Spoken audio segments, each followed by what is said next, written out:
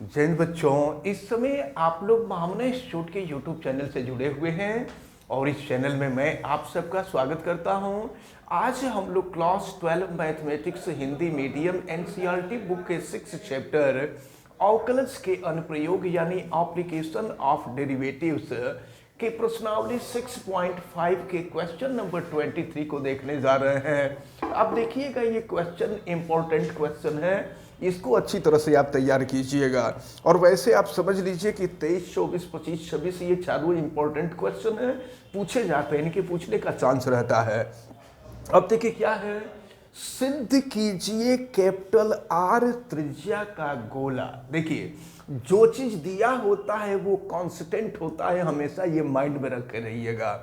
तो ये गोला है, इस गोले का केंद्र हम मान लेते हैं ओ, तो ये इसकी त्रिज्या आपको दी गई है आर। तो सिद्ध कीजिए कैपिटल आर त्रिज्या के गोले के अंतर्गत विशालतम शंकु का आयतन, यानी शंकु का जो आयतन होगा वो विशालतम होगा। विशालतम का मतलब अधिकतम होगा। तो अब अगर हम एक काम करें, देखिए ये शंकु का आधार है, इस शंकु के आधार की त्रिज्या को हम स्मॉल आर मान लेते हैं। और देखिए ऐसा करते हैं, ये ए बी सी ये डी। अब ये जो ओडी है, ओडी हमको मालूम नहीं है, ओडी को हम स्मॉल एक्स मान लेते हैं। और जरा फिर देखिए, ओ से अगर हम सी को मिला देंगे तो ये भी गोले की त्रिज्या है और ये कैपिटल आर हो जाएगा। अब जरा ध्यान पूर्वक देखें, अगर हमको जरूरत पड़ेगी ना तो इसको हम पहले ही निकाल लेते हैं। ये जो त्रिभुज ओसीडी आप देख रहे हैं ना पाइथागोरस प्रमेय से, तो पाइथागोरस प्रमेय से कर्ण का वर्ग आर हो जाएगा, तो आर का square equal to x square plus r square. जब जैसे जरूरत पड़ेगी इसका यूज कर लेंगे, हम लिख दिए हैं। अब जरा ध्यान पूर्वक देखें, विशालतम शंकु का आयतन, शंकु का जो आयतन होगा यह विशालतम होगा यानी अधिकतम होगा। तो शंकु का आयतन विशालतम होगा। शंकु का आयतन आपको मालूम है कि 1/3 पाई आर स्क्वायर एच होता है। अब जरा ध्यान पूर्वक देखें, यहां पर 1/3 पाई आर स्क्वायर, आर जो है शंकु के आधार की त्रिज्या होती है, इसको हम मान लिए हैं। और यच की वैल्यू हम यहां से निकाल लेते हैं। तो यच जो होता है, यच शंकु की ऊंचाई होती है, तो शंकु की ऊंचाई हो जाएगी आर प्लस यक्स। देखें, शंकु की ऊंचाई हो जाएगी आर प्लस यक्स। यह आर है और यह यक्स है, यही शंकु की ऊंचाई होगी। अब हम यहां से आर स्क्वायर की वैल्यू निकालें तो capital R square minus x square हो जाएगा। हम स्मॉल आर स्क्वायर की वैल्यू यहां रख देते हैं, तो ये हो जाएगा 1/3 पाई और आर स्क्वायर। देखिए आर स्क्वायर के जगह पे हम रख देते हैं ये capital R square minus x square, और ये हो जाएगा आपका आर प्लस यक्स। ये आयतन निकल गया। अब जरा देखा जाए कि आगे क्या कहा जा रहा है आपसे। फिर प्रश्न में कहा जा रहा है, सिद्ध कीजिए कि आर त्रिज्या के गोले के अंतर्गत, ये आर त्रिज्या का गोला है, ये वृत्त नहीं है, गोला है, दिमाग में रखे रहिएगा। तो गोले के अंतर्गत विशालतम शंकु का आयतन, हमको सिद्ध करना है कि शंकु का जो आयतन होगा यह विशालतम होगा यानी अधिकतम होगा। तो यह गोले के आयतन का, और गोले का आयतन जानते हैं क्या होता है? गोले का आयतन होता है 4/3 पाई आर क्यूब। तो हम लोगों को यह सिद्ध करना है कि शंकु का जो आयतन होगा यह गोले के आयतन का 8/27 होगा, 8/27 होगा। यही हम लोगों को प्रूफ करना है। तो चलिए अब हम लोग देखते हैं। तो अब जो है इसको यक्स के रिस्पेक्ट में, क्योंकि आर तो कांस्टेंट है, तो आर कांस्टेंट है तो हम लोग यक्स के रिस्पेक्ट में इसको डिफरेंशिएट करेंगे। तो अब ये हो जाएगा, देखें यहाँ पर dv/dx इज इक्वल टू 1/3 ये तो कांस्टेंट है, जैसे है वैसे रहेगा। यहाँ दो फलनों का गुणन है, ये प्रथम फलन ये द्वितीय फलन।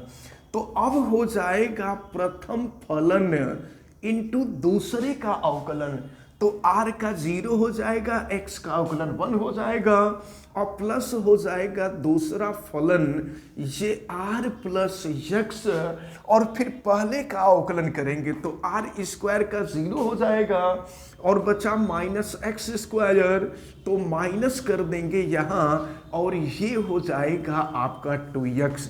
अब देखें ये वैल्यू क्या मिल रही है आपको, तो ये dv/dx इज इक्वल टू 1/3 ये r square minus x square, और देखिए यहाँ हम मल्टीप्लाई कर देते हैं -2rx और माइनस हो जाएगा 2x स्क्वायर, और हम इसको सॉल्व करते हैं तो dv/dx इक्वल टू 1/3 और देखें ये आर स्क्वायर और माइनस देखें x square minus 2x square minus हो जाएगा 3x स्क्वायर, और फिर ये हो जाएगा आपका माइनस 2rx।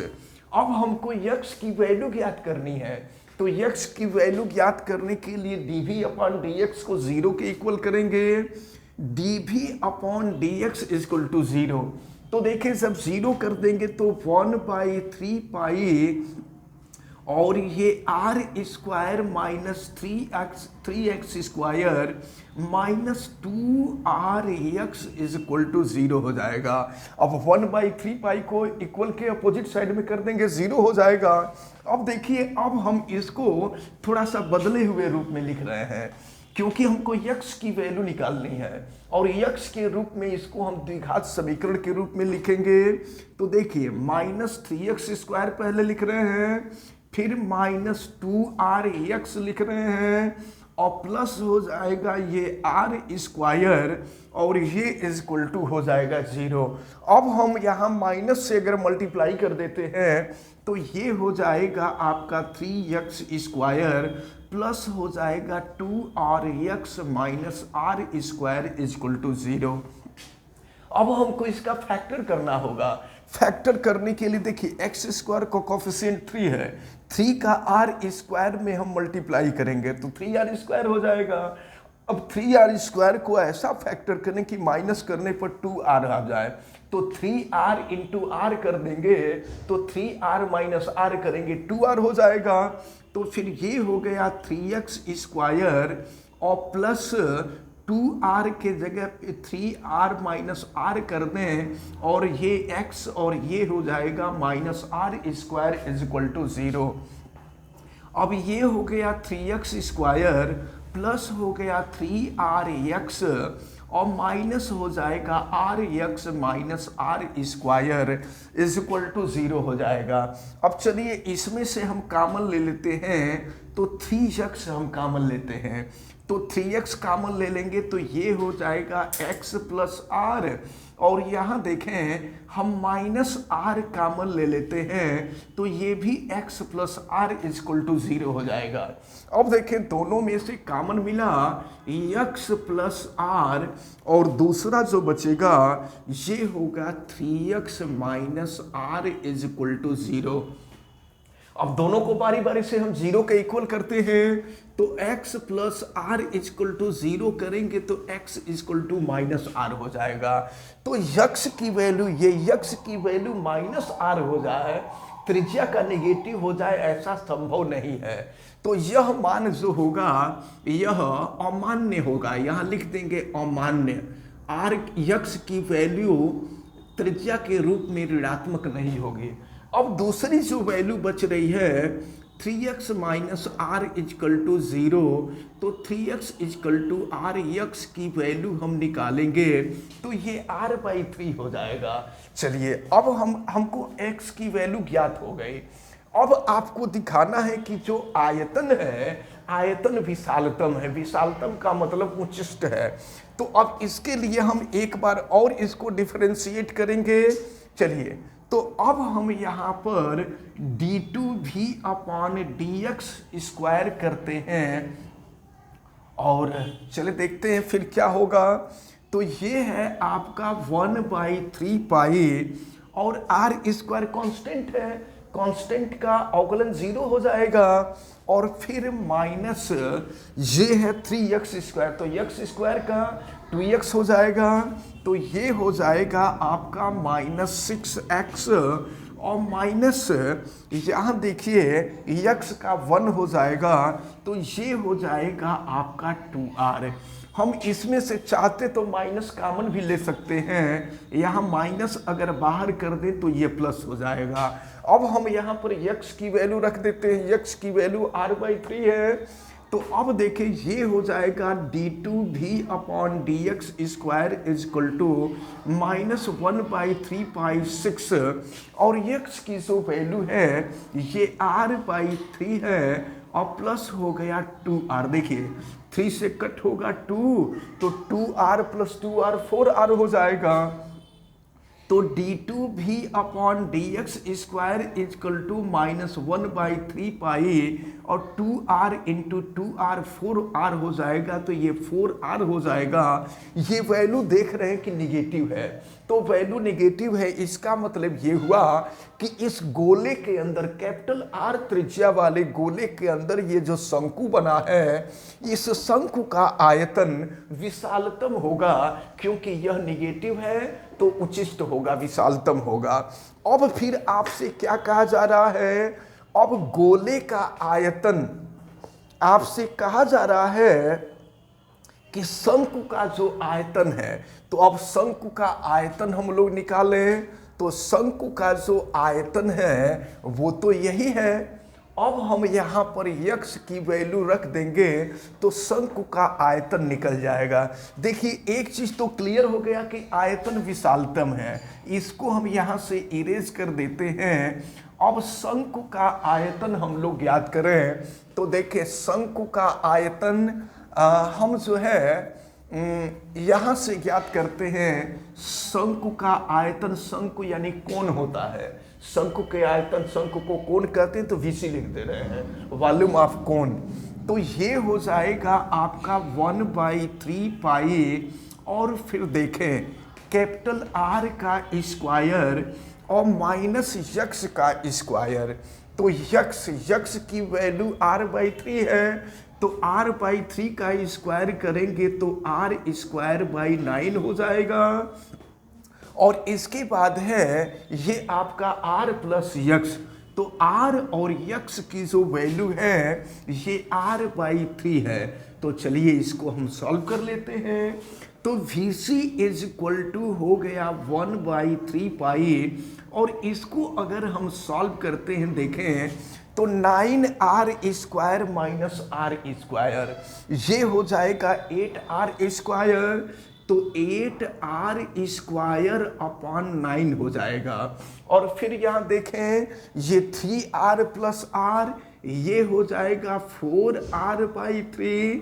अब फिर इसको हम लिखते हैं, ये हो जाएगा आपका देखें VC इज इक्वल टू, देखें हम 4 और 3 को एक साथ ले रहे हैं, केयर कीजिएगा, 4 और 3 को एक साथ ले रहे हैं, 4/3 और ये हो गया पाई, 4/3 पाई और फिर r² इंटू r, ये हो जाएगा r³ और फिर देखें यहाँ क्या बच रहा है, ये है आपका 8 और ये 9×3 = 27, ये हो जाएगा 27।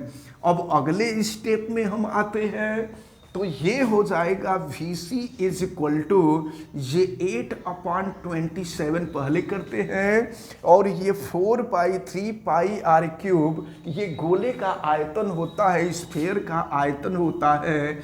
तो यहाँ VS लिख देंगे, वॉल्यूम ऑफ स्फीयर। तो आपको प्रश्न में यही सिद्ध करना था कि शंकु का जो आयतन होगा यह गोले के आयतन का 8/27 होगा और ये हम लोग सिद्ध कर चुके हैं। यहाँ लिख देंगे दैट प्रूव्ड। तो इस प्रकार ये जो क्वेश्चन नंबर 23 था, ये क्वेश्चन नंबर 23 आपका सॉल्व होता है। देखते हैं क्वेश्चन नंबर 24 को। 24 में दिया हुआ है, सिद्ध कीजिए कि न्यूनतम पृष्ठ यानी पृष्ठ क्षेत्रफल जो है वो न्यूनतम होगा।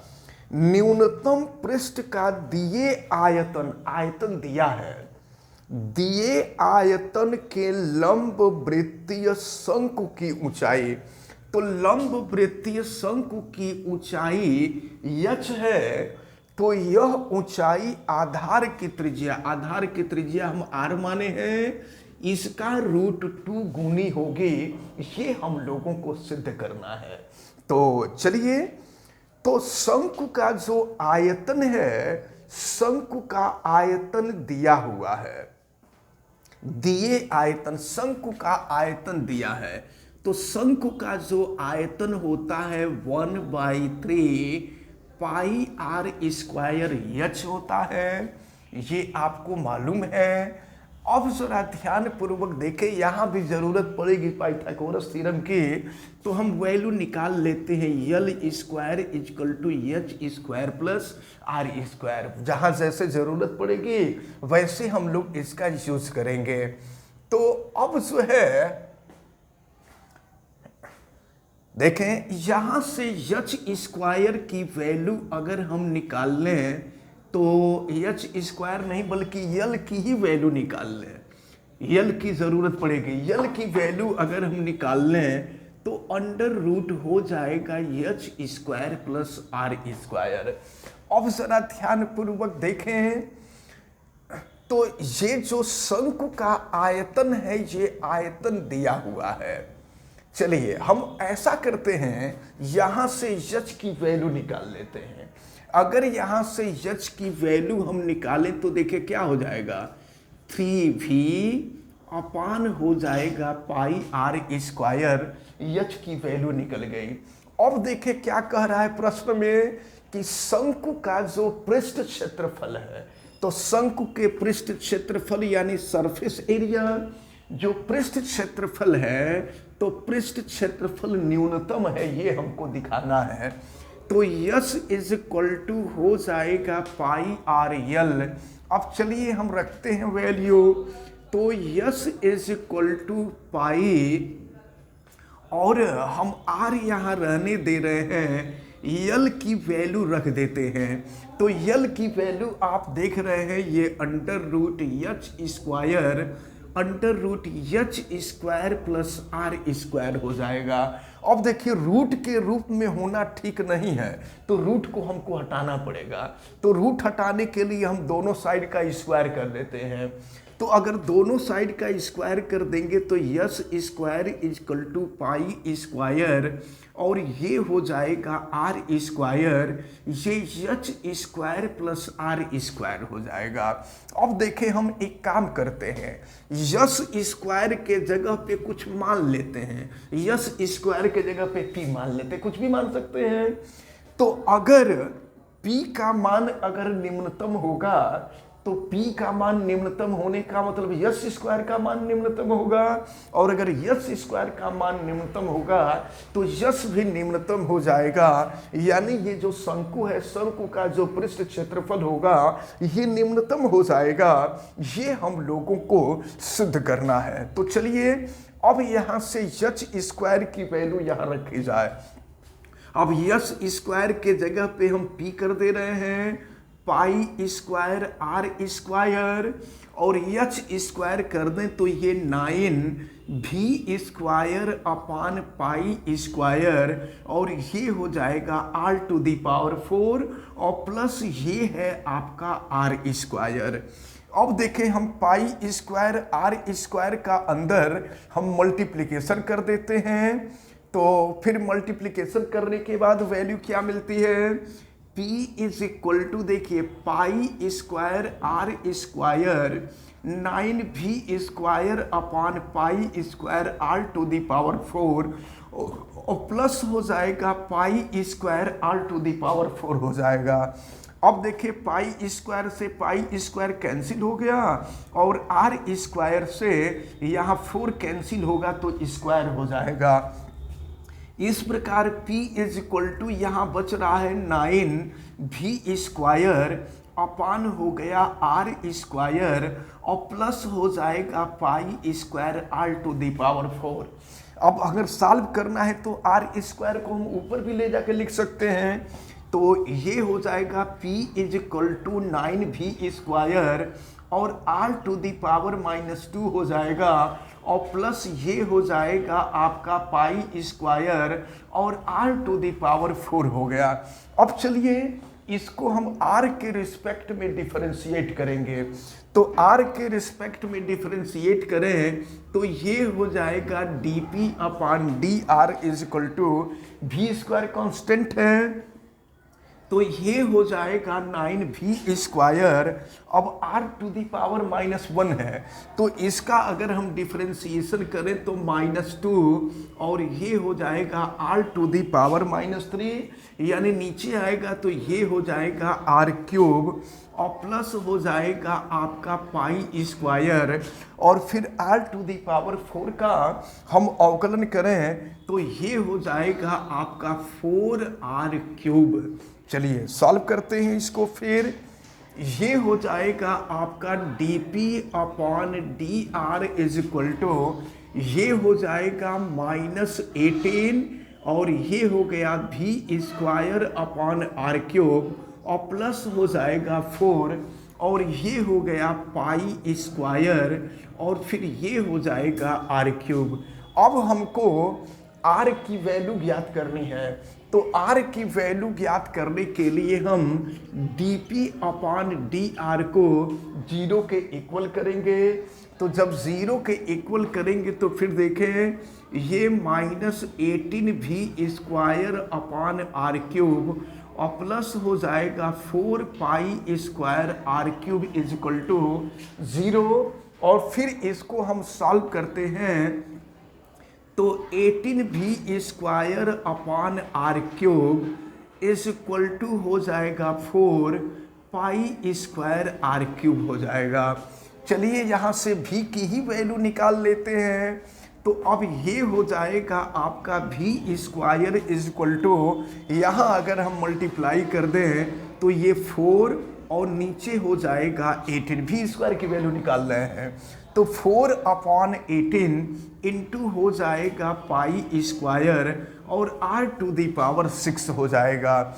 अब यहाँ से v की वैल्यू हम निकालें तो v की वैल्यू निकालें तो स्क्वायर इधर जाएगा तो अंडर रूट हो जाएगा, तो 4 का स्क्वायर रूट 2 हो जाएगा और फिर 18 का स्क्वायर रूट निकालेंगे तो 3√2 हो जाएगा और फिर ये हो गया पाई और ये हो जाएगा आपका r³। v की वैल्यू निकल गई है। अब हम चाहें तो v का मान यहाँ रख करके h की वैल्यू निकाल सकते हैं, तो चलिए h की वैल्यू अगर हम निकालें तो 3 और v की वैल्यू हम रख देते हैं 2 पाई r³ अपान हो गया 3√2 और नीचे हो जाएगा आपका पाई r²। तो फिर देखिए क्या होगा, 3 से 3 कैंसिल हो गया और ये आप पाई से पाई कैंसिल हो जाएगा, r² से ये क्यूब कैंसिल हो जाएगा, तो फिर देखिए यहाँ क्या मिल रहा है 2r/√2। तो 2 को लिख सकते हैं √2 इंटू √2, और ये है r/√2, तो फिर √2 से √2 कैंसिल हो जाएगा, तो h इज इक्वल टू हो जाएगा √2r। तो ये जो सिद्ध करने के लिए आपसे कहा जा रहा था कि शंकु की जो ऊंचाई होगी उसकी त्रिज्या, उसके आधार की त्रिज्या का √2 गुनी होगी, ये तो हमने सिद्ध कर दिया। अब हम लोगों को ये सिद्ध करना है कि इसका जो पृष्ठ क्षेत्रफल होगा, ये पृष्ठ क्षेत्रफल न्यूनतम होगा। तो अब हम इसके लिए एक बार और डिफरेंशिएशन करेंगे, तो एक बार और डिफरेंशिएशन करेंगे तो d2p अपान हो जाएगा dr², और देखें ये है -18v², r³ ऊपर जाएगा तो r⁻³ हो जाएगा, और -3 का जब डिफरेंशिएशन करेंगे तो -3, और नीचे फिर r⁴ हो जाएगा, और फिर ये हो गया आपका 4π², और r³ का डिफरेंशिएशन करेंगे तो ये हो जाएगा आपका 3r²। तो फिर देखें वैल्यू क्या आ रही है, d2p upon dr² is equal to, यहाँ माइनस इंटू माइनस प्लस हो जाएगा, और ये 18×3 = 54 हो जाएगा, 54v² अपान r⁴, और प्लस यहाँ देखें तो 4×3 = 12 हो जाएगा, 12 हो गया, और फिर ये हो गया π²r²। अब हम चाहें तो यहाँ v की वैल्यू रख सकते हैं। देखिए v² की वैल्यू निकली थी ना, v² की वैल्यू हम यहाँ सीधे रख देते हैं, तो d2p upon dr² is equal to 54 upon r⁴, और v² की वैल्यू 4/18, ये π²r⁴, और प्लस हो जाएगा ये 12 π²r²। देखते हैं इसको सॉल्व कीजिए, तो अगर जो है 18 से इसको कटा दें तो ये 3 हो जाएगा, और फिर यहाँ r⁴ से इसको कट करेंगे तो 2 हो जाएगा। तो देखिए यहाँ क्या मिल रहा है, ये मिल रहा है 4 3 12 हो जाएगा, ये मिल रहा है 12 π²r², और प्लस ये हो जाएगा 12 π²r²।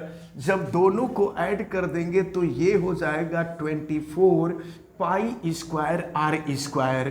तो अब आप यहाँ पर देख रहे हैं कि ये जो वॉल्यूम आ रहा है ये पॉजिटिव आ रहा है, तो वॉल्यूम पॉजिटिव आ रहा है, इसका मतलब ये हुआ कि वॉल्यूम नहीं बल्कि सरफेस, यहाँ पर ये वैल्यू निगेटिव आ रही है। तो जब वैल्यू निगेटिव आ रही है तो P जो है अधिकतम हो जाएगा, सॉरी ये पॉजिटिव आ रही है तो P न्यूनतम हो जाएगा, और P का मान जब न्यूनतम होगा तो जो पृष्ठ क्षेत्रफल होगा ये पृष्ठ क्षेत्रफल भी न्यूनतम हो जाएगा। और यही हम लोगों को सिद्ध करना था कि इसका जो पृष्ठ क्षेत्रफल होगा ये न्यूनतम होगा।